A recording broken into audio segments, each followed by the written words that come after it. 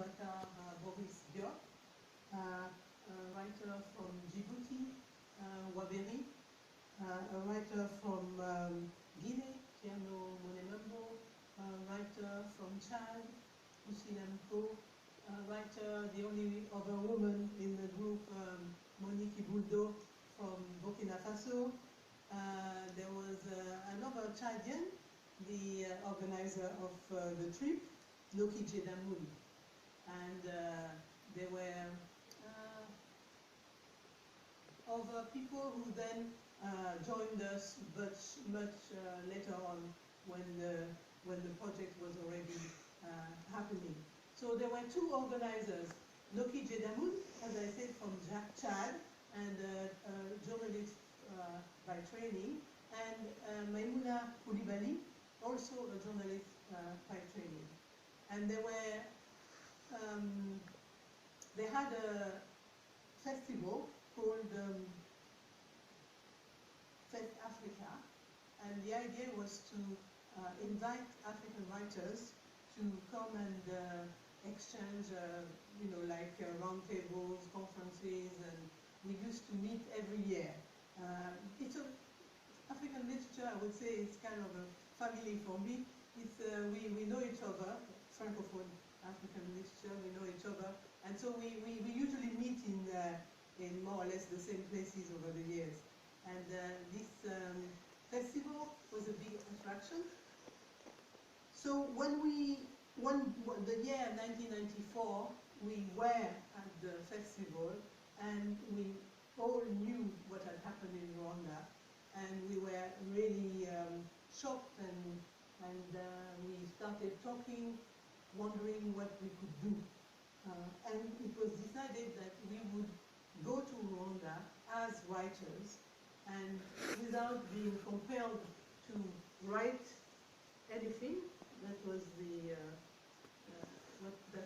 what was agreed. We would not be compelled to write anything, but the idea was to go and watch and be there, be in Rwanda, and observe the society post-genocide.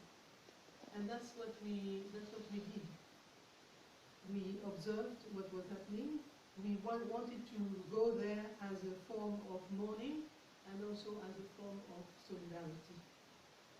But as it turned out, every writer who took part in the project ended up writing a book. And that's why you have about 10 books out of this project, Rwanda Writing as a Duty to Memory. Now I'll just read the first, it's a kind of preface which gives the reasons why I went to Rwanda. Because in spite of all that, I often have a question: why did you go? And I thought that I needed to say that to the writer right at the beginning. So it's the first page of the book, and it's part of the first journey. It had long been my dream to go to Rwanda. No, dream is not the right word. I had long felt the need to exorcise Rwanda, to go to that place where those images we had seen on television had been filmed, images that had flashed across the world and had left an indelible horror in every heart. I did not want Rwanda to remain forever a nightmare, a primal fear. I was starting from a particular premise. What had happened there concerned us all. It was not just one nation lost in the dark heart of Africa that was affected. To forget Rwanda after the sound and the fury was like being blind in one eye, voiceless, handicapped. It was to walk in darkness, feeling your way with outstretched arms to avoid colliding with the future. Of course, I did not not consciously think this. I just wanted to go to Rwanda because I needed to.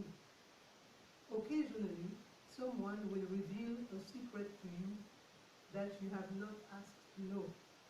Then you are crushed under a burden of knowledge too heavy to bear. I could no longer keep Rwanda buried inside me. I needed to lance the access, lay bare the wound, and bandage it. I am not a doctor, but I could still try to administer first aid to myself.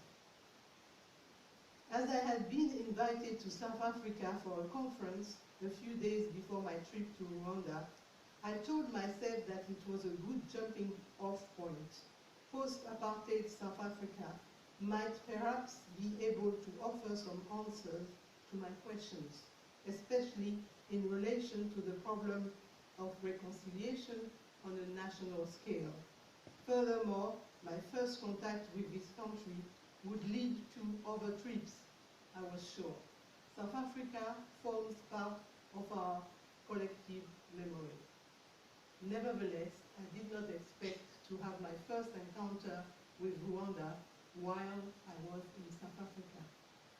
I must stop here because it was 1998, and at the time I didn't know that I would spend 14 years in South Africa with my family. We lived, as I said, for 40 years. I taught for 8 years at Wits University. And indeed, there's always been some sort of a connection between South Africa and Rwanda. For one reason, they share the same date, 1994.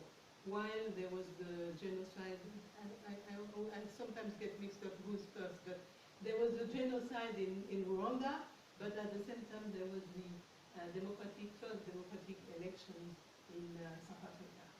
So somehow there's always been the link. And there are two countries, I mean, not similar at all, because one is tiny, the other one is big. But they have had to grapple with the same issues, as I said, of reconciliation, justice, cohabitation, and that was fascinating to have this contact with these two countries.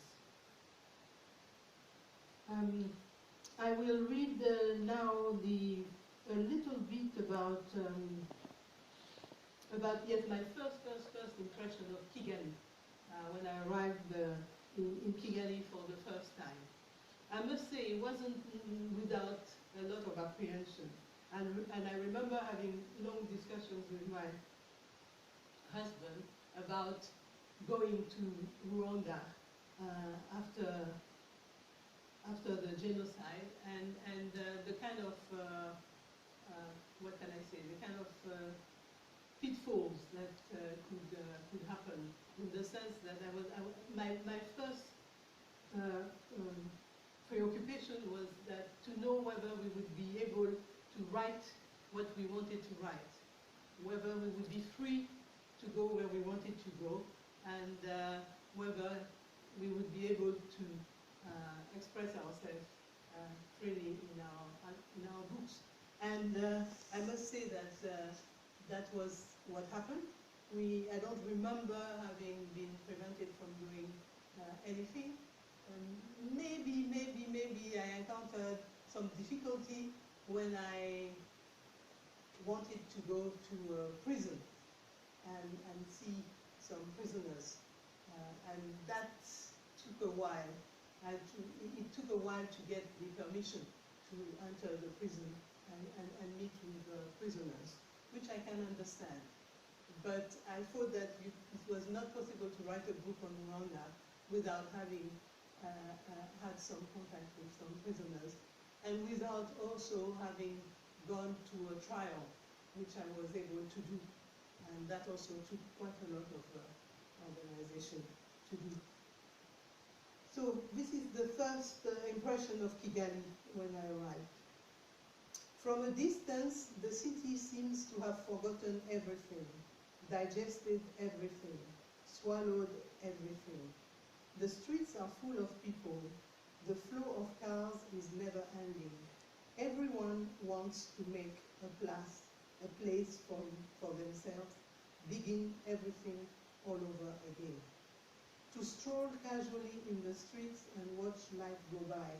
To buy bananas from a stall, laugh with kids, chat with someone in the street, wait at a red light for the little green man to appear, buy the newspaper, drink a Coke at a kiosk, live in Kigali as if the past were only a bad memory. The faces look familiar to me. Everything is so familiar to my own home that it breaks my heart. Kigali in peacetime is a very calm Kigali. Night falls, the darkness is dense, dots of light decorate the hills like candles on a Christmas tree. Car headlights pierce the darkness in the distance. Everything is in slow motion, calmed by the ending of the day. The street lamps throw off a dull glare. The air is cool, the ground warm.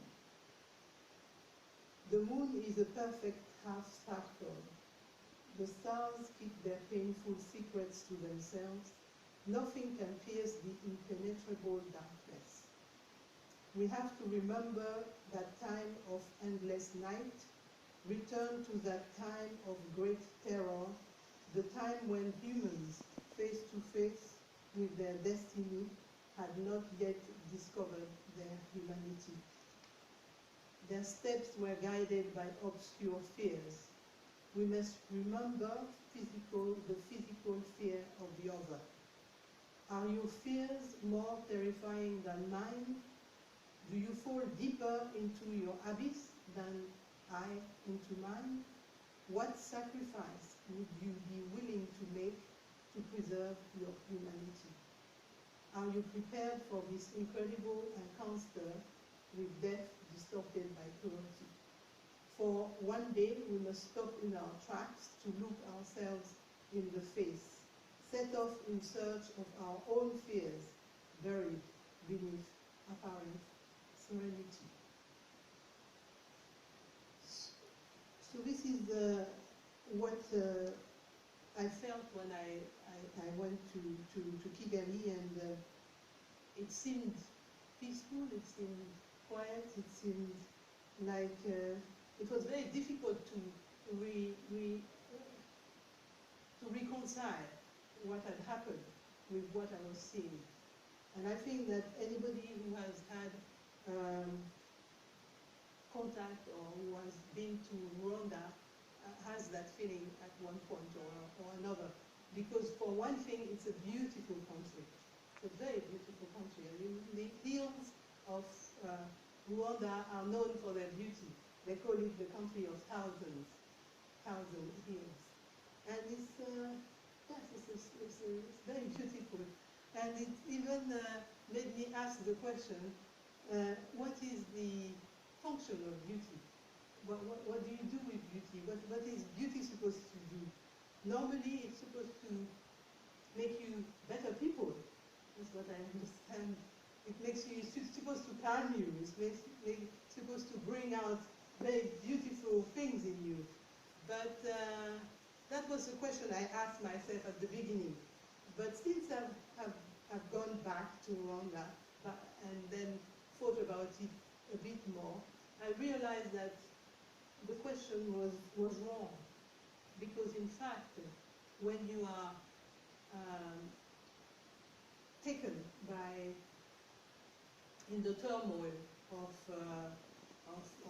hate and war and conflict and genocide, which is the extreme in terms of human atrocities, beauty doesn't exist anymore. You don't see it anymore. It's not there anymore. It disappears. So, in that sense, beauty loses all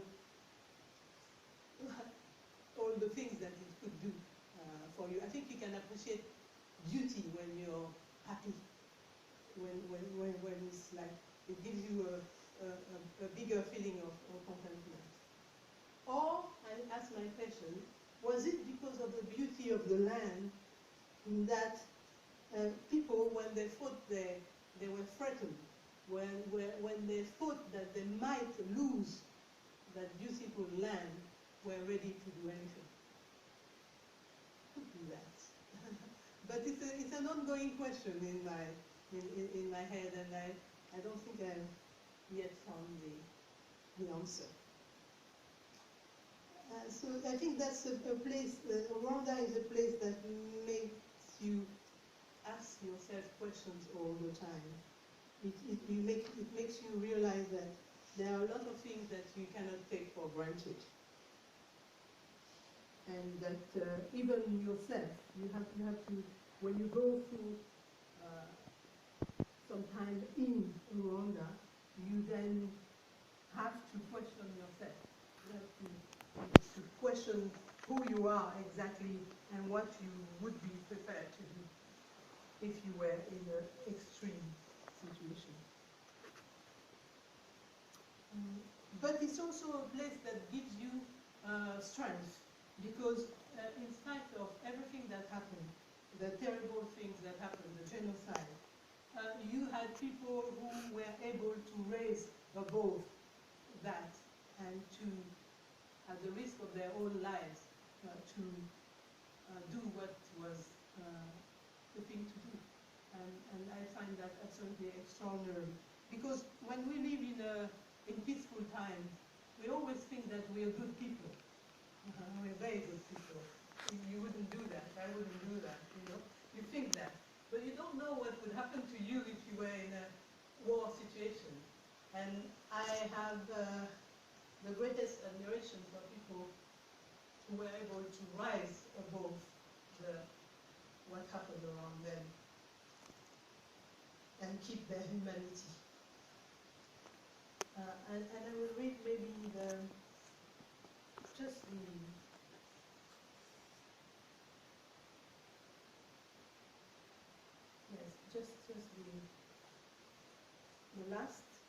the last page, which is the end of the book, of course. The second return, because the book is divided in two returns, in two parts. One is the first trip, the second part is the second trip, and then in the middle is a completely fictional part. So this is the end. I have not recovered from Rwanda. Rwanda cannot be exorcised. Danger is ever present, lurking in the memory, crouching in the bush in neighboring countries.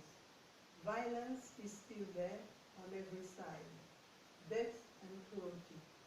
Death is natural. It is the other side of life, and we should not be afraid of it. And if you want to come closer to Rwanda, you must put it aside. Besides, death is not stronger than life, for life always regains the upper hand in the end. It is human violence that has made death cruel, hideous, an eternal monster in the memory of time. We need to understand, to analyze the mechanisms of hatred, the words that create division, the deeds that put the seal on treason, the actions that unleash terror. We need to understand our humanity is in peril.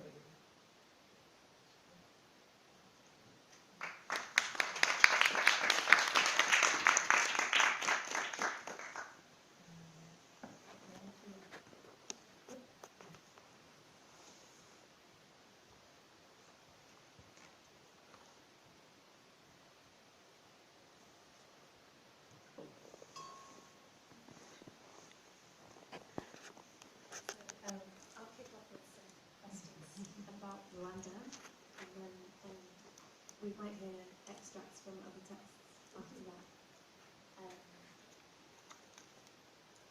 I think you talked about your time in Rwanda in 1998 as a time when you experienced a shift in maturity in your thinking and your writing.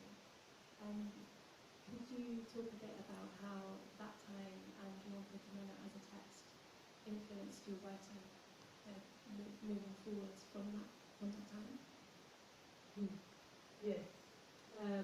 It's true that there is a before and after in my life as a writer, and in fact as a person as well. It's just that when you are confronted by something that is so terrible, it's a big responsibility as a writer to try and render that, you know. And then I understood that it was very important. It was not. It's silly to say that, but it was not just about myself anymore. It wasn't like me writing about whatever was coming out of my inspiration. It was something that had really happened, and so the big challenge was to answer that question. How do you use fiction? How do you use literature to render something that has happened, that really happened, and that people have really suffered. People have died, have been killed in terrible circumstances, and so how do you render this magnitude?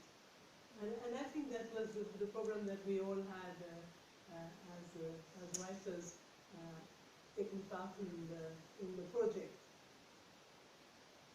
The first thing, in fact, that could have been a major obstacle was that for a while I wondered whether I could write about Rwanda, because Rwanda was not my story. Because what had happened was that I did not have any connection with Rwanda.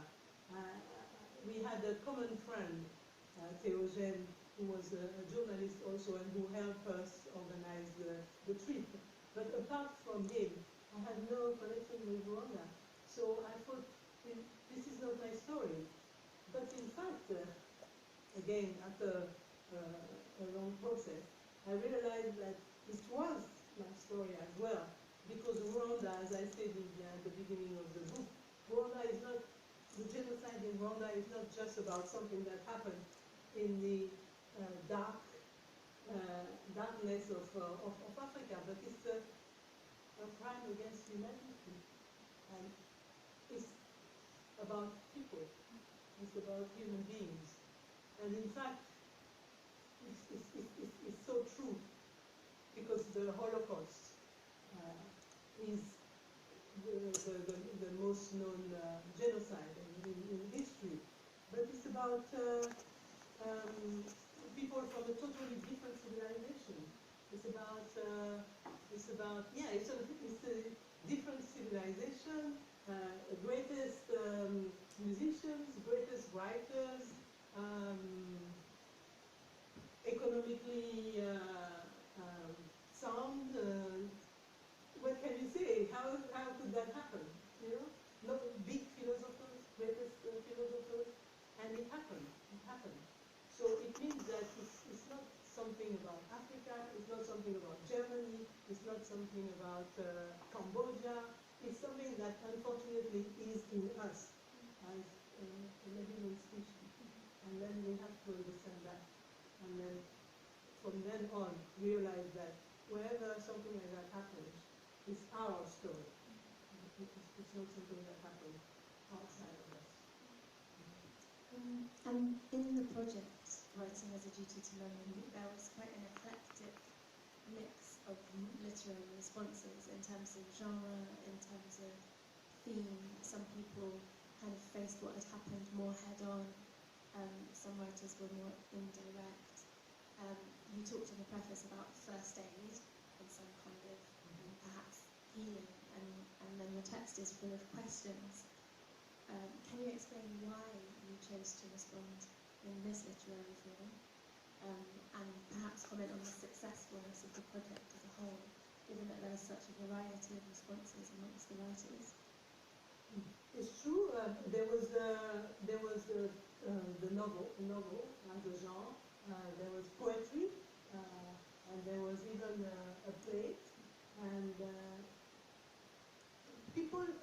problem because it's a problem to qualify my book, to put it in a category. Some people have said that it's a travel book, others that it's an essay, others that it's poetic prose, others that it's a kind of how do you call it, nouveau novel. But it's not a problem for me. It's just what happened, the way I wrote it was very natural. I did it the way I felt it came like that. Because when I was in Rwanda, I was taking notes all the time. During the whole time we were there, I was taking notes, you know, in my little books. And when I sat down and started writing, that's the way it came out. So I did not tamper with it in a sense. It came naturally. And also, as I said earlier, I went twice to Rwanda in order to write this book. There was the first journey and the second journey. And these two journeys are a bit different because the first one was the first reaction, the first impression I had of the place and the first questions that went through my mind. The second journey, I was more prepared. And that's the journey when I asked to go to a prison and to attend the trial of a man accused of genocide. In between, I was still not satisfied, because in between I thought that I needed to render what I felt about the country in an imaginative way. And that's why the middle section is completely taken from imagination. But not really far, it's not far off, because if I take this, one of the stories in the middle, it's the wrath of the dead. It's the idea that you could be in Kigali, walk in Kigali, walk in the streets of Kigali, and have this impression that the dead are still there, and the dead are talking to you, and mainly that they're angry, very angry at the way that they left the earth. And so I thought, no, I will also write like that, because that's the way I think. I'll just ask one more question about Rwanda and then throw it open. But obviously we met in February in Kigali, so you've gone back since. What is it that draws you back?